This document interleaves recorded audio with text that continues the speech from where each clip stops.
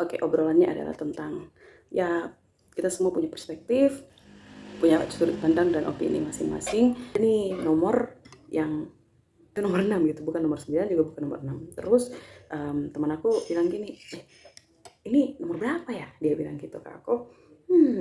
Terus dari aku, kalau aku lihatnya 6 karena dia arahnya gini kan. Arahnya ke aku tuh yang perutnya itu di aku gitu. Jadi oh ini 6. Tapi kan kalau dia di sana tangkainya dia yang lihat gitu kan. Berarti ini 9 kata dia gitu. Nah, akhirnya kayak dia bilang gini, inilah yang membuat banyak perselisihan pendapat. Padahal sebenarnya ya itu bercermin dari situ kita tuh sedang melihat dari sudut pandang yang berbeda, makanya kerap jadi perselisih pendapat. Padahal sebenarnya akunya nggak salah, dianya juga nggak salah.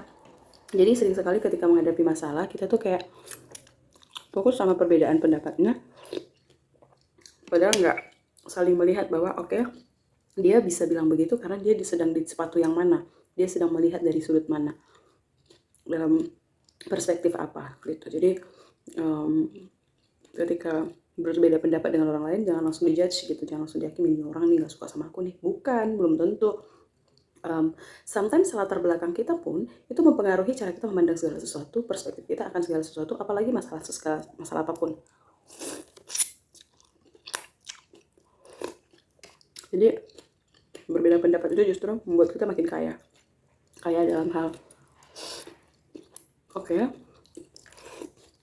berarti temannya aku kalau memandang sesuatu itu begini, kalau aku begini. Menjadi alat untuk kita bisa saling memahami, untuk menjadi semakin kaya dalam mengambil solusi gitu.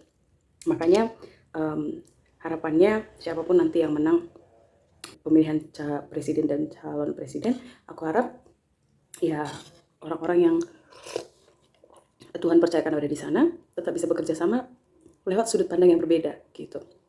Tidak menjadi saling menghakimi, tidak menjadi saling memaksakan kehendak atau pendapat, tapi justru membuat kita tuh makin oke, ternyata begini ya cara menghadapi ini. Oke, wait, si A kan pinternya dalam hal ini. Oke, kita kasih aja sama dianya untuk menyelesaikan yang ini. Si B kan pinternya yang ini, kita kasih aja supaya dia menyelesaikannya gitu. Jadi sebenarnya perbedaan sudut pandang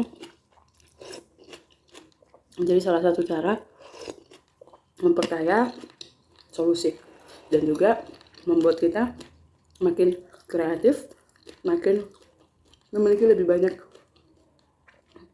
perbendaharaan solusi masalah, dan akhirnya kita bisa melihat dari oh iya ya sudut pandangnya begini ya gitu.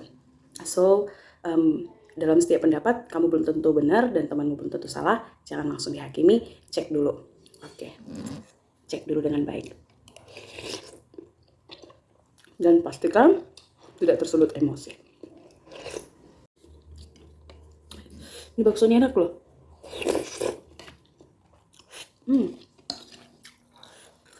Aku malah kealikan. Fokusnya nggak konten lagi, malah makan. That's okay lah ya.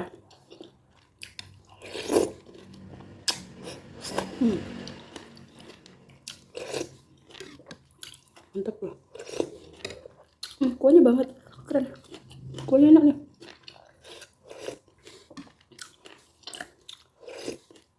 Bisa nih kapan-kapan set rewardnya di sini. Bayangin set rewardnya gue bakso. Orang-orang mungkin set rewardnya itu apa ya? Tas mahal, baju mahal, apa segala macam ya. Setiap kebahagiaan orang kan beda-beda ya. Nah kalau aku makanan kali ya, sesuai budget lah ya. Tapi balik lagi sih, self reward pun itu berdasarkan ya latar belakang, keadaan, lingkungan. Dan setiap orang nggak ada yang standar kebahagiaannya tuh terlalu rendah, nggak ada standar kebahagiaannya terlalu tinggi, nggak ada. Karena ya iya itu dia bahagia dengan itu gitu. Kita tidak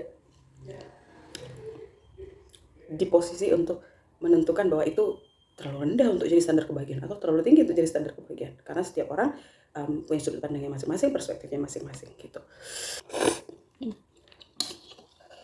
Enak.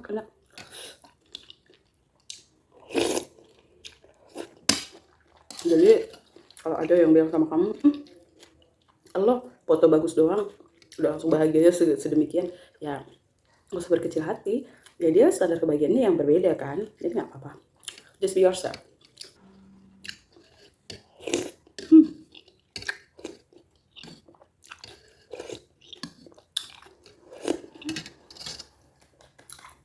Enak, enak, enak.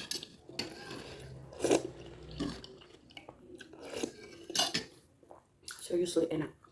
Oke, selamat berbahagia. Gak usah tonton kebahagiaan berjatuhan orang lain. Tentuin sendiri. I hope you learn something.